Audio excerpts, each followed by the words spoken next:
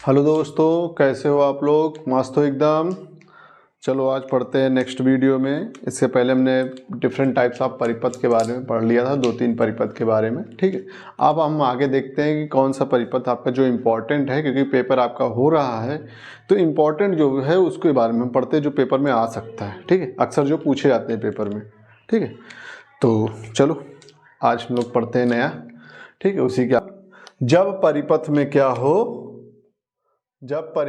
क्या हो, प्रेरकत्व धारिता सी तथा प्रतिरोध।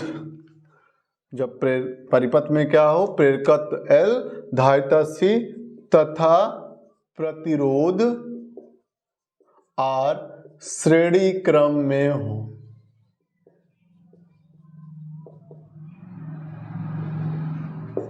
श्रेणी क्रम में जुड़ा हो। ठीक है, श्रेणी क्रम में जब तीनों क्या हो, प्रतिरोध, धारिता और प्रेरकत्व तीनों अगर श्रेणी क्रम में जुड़ा है, तब क्या क्या होगा, तब प्रतिबाधा क्या होगी, तब आपका क्या बोलते हैं कि उसका कला क्या होगा, फेज क्या होगा। ठीक है, वो सब हम लोग निकाल लेते हैं, देखते हैं कैसे होगा। ठीक है, तो सबसे पहले क्या कर लेते हैं, और इसमें अनुनादी फ्रीक्वेंसी की स्थिति कब आएगी, कब क्या होगा, आओ देख लेते हैं। चलो, तो सबसे पहले क्या करते हैं बेटा, चित्र बनाते हैं। क्या बनाते हैं? चित्र बनाते हैं। चलो देखो स्क्रीन पे बेटा, चित्र बनाओ। चित्र क्या बनाओगे? चित्र। क्या जोड़ना है बेटा? L जोड़ दो, प्रेरकत्व जोड़ दिया, फिर धारिता जोड़ दो बेटा, धारिता जोड़ दिया, फिर प्रतिरोध जोड़ दो, जोड़ दिया। इन तीनों को हमने क्या किया, प्रेरकत्व, धारिता और प्रतिरोध तीनों को श्रेणी क्रम में जोड़ दिया, और इन दोनों को किससे जोड़ दिया बेटा? एक प्रत्यावर्ती धारा स्रोत से जोड़ देंगे। क्या करेंगे? दोनों का जो एंड का तार है उसको हम किससे करेंगे? क्या करेंगे? प्रत्यावर्ती धारा स्रोत से जोड़ देंगे, जिसका वोल्टेज क्या है? V बराबर V0 साइन ओमेगा t है। क्या है? V बराबर V0 साइन ओमेगा t है। ले आओ बेटा इधर जोड़ दो। हमने क्या किया, एक प्रत्यावर्ती धारा स्रोत से जोड़ दिया, जिसका वोल्टेज क्या है? V बराबर V0 साइन ओमेगा t। ठीक है, ये आपका प्रेरकत्व L, धारिता C, प्रतिरोध R। सबका वोल्टेज क्या होगा? अलग अलग हो जाएगा बेटा। ये VL हो गया कुछ, यहां से यहां तक इसका क्या होगा? VC हो जाएगा, और यहां से यहां तक का वोल्टेज क्या हो जाएगा? कुछ VR हो जाएगा, क्योंकि आपका श्रेणी क्रम है। तो श्रेणी क्रम में आपका क्या होता है, वोल्टेज हर जगह क्या होगा? अलग अलग होगा। हर परिपथ में क्या होगा आपका जो लगा हुआ है, तो हर जगह आपका प्रेरकत्व, धारिता और जो आपका प्रतिरोध लगा हुआ है, हर जगह क्या होगा? अलग अलग होगा। और क्या होगा, तो मान लेते हैं VL होगा यहाँ का VC होगा, यहाँ का क्या होगा? VR होगा। ठीक है, ये आपका ये जो V है इन सब में बट गया है। ठीक है, तो आओ देख लेते हैं इसके प्रतिबाधा क्या होगा और इसका क्या होगा, कला कितनी होगी, क्या होगा, चेंज क्या होगा इसमें, तो हम लोग निकाल लेते हैं। ठीक है, अच्छा, जब तीनों क्या हो, श्रेणी क्रम में होंगे बेटा, तो सबसे पहले क्या करते हैं, एक डायग्राम बनाओ। क्या बनाओ? डायग्राम बनाओ। इधर आपका क्या होगा? VR हो जाएगा बेटा, इधर आपकी धारा क्या होगी? I हो जाएगी। इधर आपका क्या होगा? वोल्टेज VR हो गया। और जो आपका अगर यहाँ पे जो, क्योंकि आपका प्रतिरोध होता है, तो प्रतिरोध हमेशा धारा के, जब शुद्ध प्रतिरोध होता है परिपथ में, और तो वहां पे वोल्टेज और धारा समान कला में होते हैं। हम पीछे आपको वीडियो में प्रूव करके बता चुके हैं। ठीक है ना, तो आप अगर नहीं देखे हो तो जाके पीछे देख लेना। ठीक है, जब आपका शुद्ध प्रतिरोध होता है तो आपका वोल्टेज और धारा क्या होते हैं? समान कला में होते हैं, तो ये दोनों क्या हो गए? समान कला में हो। जब प्रेरकत्व आ जाता है तो प्रेरकत्व क्या होता है? धारा से 90 डिग्री अग्रगामी होता है। क्या होता है? अग्रगामी होता है, जिसको लीड बोलते हैं। तो यहां से 90 अंश क्या होगा बेटा? अग्रगामी। तो यहां पर क्या आ जाएगा? कुछ VL आ जाएगा। क्या आ जाएगा? VL। इधर क्या हो गया? VL हो गया। और जब क्या लग जाता है? धारिता लग जाता है परिपथ में, तो धारिता हमेशा धारा से 90 अंश पश्चगामी होता है। 90 अंश क्या होती है? पश्चगामी, पीछे होती। तो आपका इधर आपका क्या आ जाएगा बेटा? VC आ जाएगा। क्या आ जाएगा आपका? VC आ जाएगा। इधर क्या होगा? VC होगा। ठीक है, तो ये आपका वी आर हो गया, वी सी होगा, वी एल। इन दोनों का जो परिणामी होगा, इन दोनों का परिणामी कुछ आपका इधर बेटा क्या हो जाएगा, अभी इसके थोड़ा जस्ट पहले जब एल और सी था तो आपने देखा था कि वी एल और माइनस क्या हुआ था, वी सी। ये इसका परिणामी कुछ इधर आ गया। अब ये आपका परिणामी आ गया वी एल माइनस वी सी। अब इन दोनों का परिणामी कुछ इधर हम मान लेते हैं आपका क्या, वी मान लेते हैं। क्या मान लेते हैं, वी मान लेते हैं, ठीक है ना। इन दोनों का परिणामी वी मान लेते हैं और ये जो परिणामी आया है ये इसका एंगल क्या मान लेते हैं बेटा, फाई मान लेते हैं। क्या मान लेते हैं, फाई, ठीक है। तो यही फाई हमको निकालना है, कितने एंगल पे इसका परिणामी आया है, ठीक है। परिणामी कितना होगा और एंगल क्या आएगा, ठीक है, तो वो हम निकाल लेते हैं। तो चलो ये आपका ग्राफ बनके तैयार होगा। यहीं से देख लेते हैं कि आपका एक सदिश इधर है, दूसरी सदिश इधर है और इन दोनों का परिणामी इधर है। इनको सॉल्व करना है तो कैसे करेंगे बेटा, तो आप जानते हो कि आपका आर स्क्वायर बराबर क्या होता है, ए स्क्वायर प्लस बी स्क्वायर। अगर दो सदिश हैं, दोनों का परिणामी आर निकालना है तो आर स्क्वायर बराबर ए स्क्वायर प्लस बी स्क्वायर। तो वहीं से आपका क्या हो जाएगा, वी स्क्वायर बराबर क्या हो जाएगा, इधर देखोगे तो वी एल माइनस वी सी का होल स्क्वायर और आपका प्लस क्या हो जाएगा, वी आर स्क्वायर, ठीक है। ये हो गया आपका, ठीक, ये आ गया। अब यहां से वी स्क्वायर तो रहने ही दो बेटा, बराबर इसको हम लिख सकते हैं आई X L minus I X सी, ये लिख सकते हैं। होल स्क्वायर रहने दो, प्लस इसको हम क्या लिख सकते हैं बेटा, वी बराबर आई आर, तो आई इंटू आर का होल स्क्वायर, ये लिख सकते हैं, ठीक। ये हो गया आपका। यहां से वी स्क्वायर रहने दो बेटा, यहां से आई बाहर निकालोगे तो स्क्वायर के साथ बाहर निकलेगा, एक्सएल क्योंकि स्क्वायर लगा हुआ है, माइनस एक्सी का होल स्क्वायर प्लस आपका क्या हो गया बेटा, आई स्क्वायर इंटू आर स्क्वायर, ठीक। इन दोनों से आई स्क्वायर कॉमन है, ले लो कॉमन, आई स्क्वायर कॉमन ले लिया तो बचेगा क्या बेटा, एक्सएल माइनस एक्सी का होल स्क्वायर, ठीक है, क्या बच गया, होल स्क्वायर और प्लस आर स्क्वायर, ये बच गया, ठीक। ये स्क्वायर इधर आ गया तो वी अपान आई का, ये v square upon i square बराबर क्या हो गया, एक्सएल माइनस एक्सी का whole square plus r square, ये हो गया। ये स्क्वायर दोनों का तो दोनों का होल स्क्वायर बन जाएगा, वी अपान आई, ठीक है, का होल स्क्वायर बराबर क्या हो जाएगा बेटा, एक्सएल और एक्सी का whole square plus r square, ये हो गया आपका, ठीक है। ये स्क्वायर उधर जाएगा तो इस सबको किस में बना देगा, रूट में बना देगा। तो वी अपान आई बराबर क्या हो जाएगा बेटा, रूट के अंदर एक्सएल और एक्सी का होल स्क्वायर प्लस आपका क्या हो गया बेटा, आर स्क्वायर हो गया। वी अपान आई थोड़ी देर पहले अभी आपने देखा था, वी अपान आई क्या होता है, जेड होता है। क्या होता है बेटा, जेड, प्रतिबाधा। तो ये आपका जेड बराबर अंडर रूट क्या हो गया आपका, एक्सएल माइनस एक्सी का whole square plus r square. तो ये आपका प्रूफ हो के आ गया बेटा, प्रतिबाधा जेड बराबर एक्सएल माइनस एक्सी का whole square plus r square, ठीक है, ये हो गया।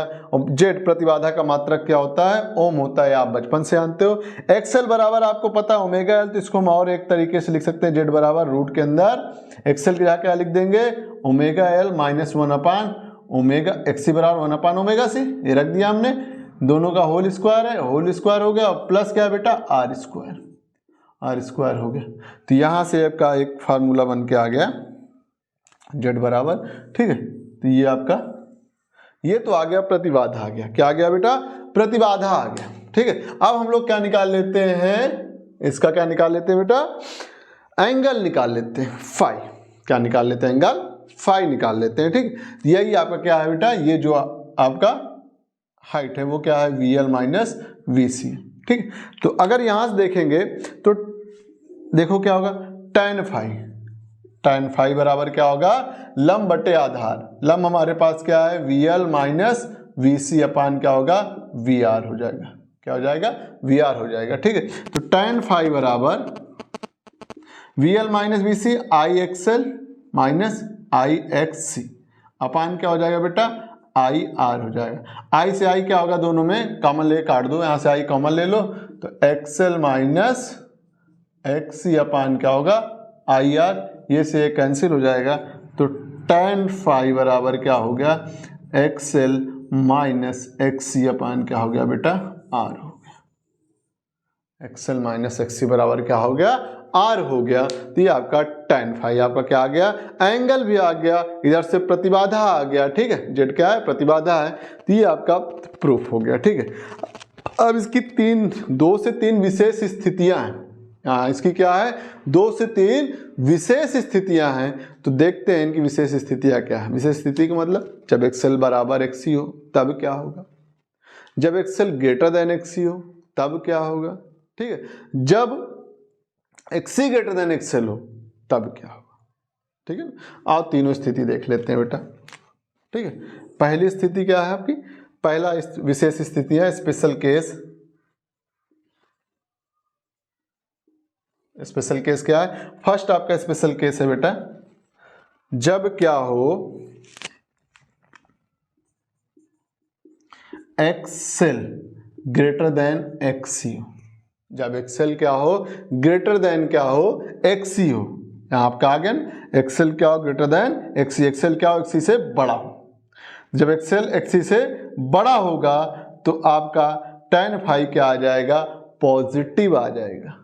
tan फाई क्या होगा बेटा, धनात्मक आएगा। यहां से एक्सएल बड़ा होगा, एक्ससी छोटा होगा, तो यहां से फाई क्या आ जाएगा आपका, एक्सएल बराबर एक्ससी, तो tan फाई धनात्मक होगा। मतलब आपका क्या होगा, फाई क्या होगा, पॉजिटिव होगा। मतलब क्या है, वोल्टेज क्या होगा, 90 अंश अग्रगामी होगा, किससे, धारा से। इस कंडीशन में होगा वोल्टेज क्या होगा, 90 अंश, यहां से सॉरी, वोल्टेज क्या होगा, वोल्टेज धारा से अग्रगामी होगा, अग्रगामी होगा। वोल्टेज क्या होगा, धारा से अग्रगामी होगा, ठीक है। दूसरा कंडीशन क्या है बेटा, जब एक्सएल लेस देन एक्ससी, अब एक्ससी बड़ा हो गया, एक्सएल क्या हो गया, छोटा हो गया। एक्ससी बड़ा हो गया, एक्सएल क्या हो गया, छोटा।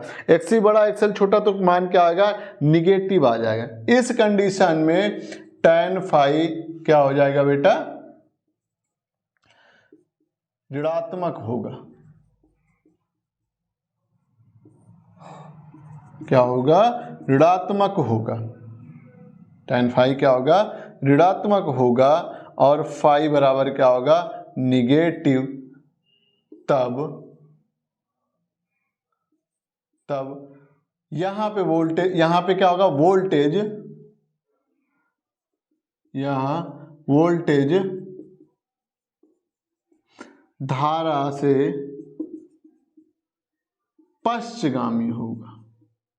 क्या होगा बेटा, पश्चगामी होगा। क्या होगा, पश्चगामी। जब निगेटिव आ जाएगा तो वोल्टेज क्या होगा, धारा से पीछे हो जाएगा, पश्चगामी हो जाएगा। और जब पॉजिटिव आता है तो वोल्टेज क्या होता है, धारा से अग्रगामी होता है, ठीक है। और जब निगेटिव आएगा तो पश्चगामी। एक थर्ड कंडीशन है आपका, जब क्या हो, एक्सएल बराबर एक्ससी हो। जब एक्सएल बराबर क्या हो, एक्ससी हो। जब एक्सएल बराबर क्या हो, एक्ससी हो, तब क्या होगा बेटा, तो इस कंडीशन में क्या होता है कि आपका z का मान क्या आ जाता है, जब एक्सएल बराबर एक्ससी होता है तो tan फाई क्या हो जाएगा, 0 हो जाएगा। क्या हो जाएगा, tan फाई का मान 0 हो जाएगा। क्या हो जाएगा, 0 होगा। क्या होगा, 0 होगा। फाई क्या आ जाएगा, 0 हो जाएगा। तो इस कंडीशन में z किसके बराबर होगा बेटा, r के बराबर हो जाता है। जो आपका प्रतिबाधा होता है वो शुद्ध प्रतिरोध के मान के बराबर हो जाता है। z का मान क्या होता है, r के बराबर होता है। जब एक्सएल बराबर क्या हो, xc हो जाए तो z क्या होगा, r के बराबर होगा। और एक्सएल बराबर xc होने का मतलब है अनुनाद की स्थिति। किसकी स्थिति, अनुनाद की स्थिति। तो यहां से एक्सएल बराबर एक्ससी अनुनाद की स्थिति होगी। फिर आप क्या करोगे, एक्सएल का मान रख दो बेटा, एक्सएल बराबर क्या होगा, ओमेगा एल, XC 1/ओमेगा C होगा, तो यहाँ से ओमेगा स्क्वायर बराबर क्या होगा 1/LC हो जाएगा। ठीक है, उधर भेज दो तो ओमेगा बराबर क्या होगा, स्क्वायर उधर भेजोगे तो 1/रूट के अंदर LC होगा। ओमेगा बराबर होता है 2πf 1/रूट के अंदर LC।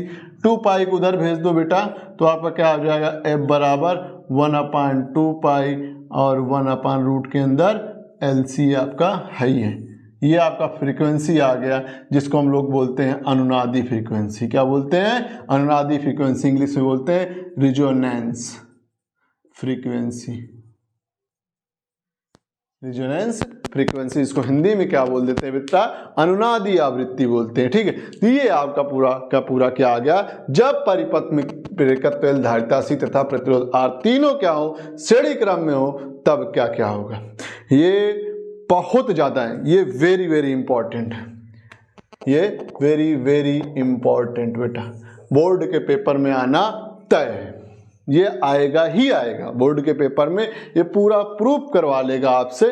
ठीक है, और क्या करेगा कि अगर ये प्रूफ करवा लेगा और साथ में इसका सवाल भी आता है बेटा, इसका न्यूमेरिकल भी आता है, वहां से आपको क्या करेगा, एक्सेल का मान निकलवा लेगा, XC का मान निकलवा लेगा अलग से। ठीक है, VRMS IRMS ये निकलवा लेगा आपसे, या फिर आपका प्रतिबाधा Z का मान निकलवा लेगा, या अनुनादी फ्रीक्वेंसी निकलवा लेगा, कुछ भी निकलवा लेगा। तो ये सब आपको पता ही है, एक्सेल निकलवा लेता है तो एक्सेल बराबर क्या होता है, ओमेगा एल होता है, रख के निकाल लो। XC निकलवाता है तो XC बराबर क्या होता है, 1/ओमेगा C होता है, वहां से निकाल लो मान। ठीक है, आपका Z निकालना है, Z के लिए ये फार्मूला दे रखा है, यहाँ पे रखो, ये सॉल्व कर लो। ठीक है, अनुनादी फ्रीक्वेंसी चाहिए, अनुनादी फ्रीक्वेंसी के लिए ये फार्मूला है। ठीक है, आपको फाई चाहिए, फाई के लिए ये फार्मूला दे रखा है, यहाँ से निकाल लो। ठीक है, तो आपका सब कुछ ये दे रखा है, तो ध्यान से देखना, पेपर में आएगा आपका, जिस दिन भी आपका फिजिक्स का पेपर होगा ये आपको आएगा ही आएगा, पूछेगा तो इसको अच्छे से तैयार कर लो बेटा। लॉन्ग आंसर में आता है, लॉन्ग आंसर टाइप क्वेश्चन होता है, तो यहाँ इसको तैयार कर लो। लॉन्ग क्वेश्चन बनेगा तो इसको सॉल्व करना सीख लो, साथ में न्यूमेरिकल भी आएगा। ठीक है, ध्यान से देख लो, उतार लो, जो ना समझ में आया हो बेटा तो आप पूछ लेना कमेंट करके। ठीक है, बाकी और कोई दिक्कत हो तो कमेंट कर देना। ठीक, देख लो, इसको सॉल्व कर लो।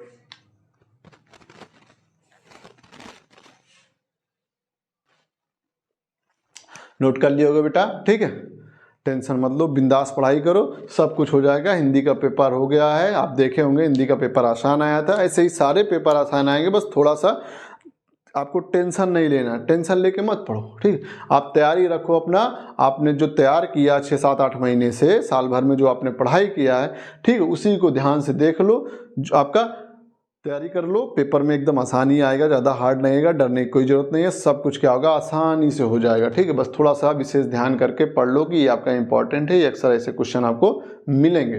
ठीक है, इसे न्यूमेरिकल या फिर आपका प्रूव करने के लिए। ठीक है, आज तक के लिए इतना ही, अब नेक्स्ट मिलते हैं अगले वीडियो में अगले दिन। जब तक के लिए धन्यवाद, जय हिंद।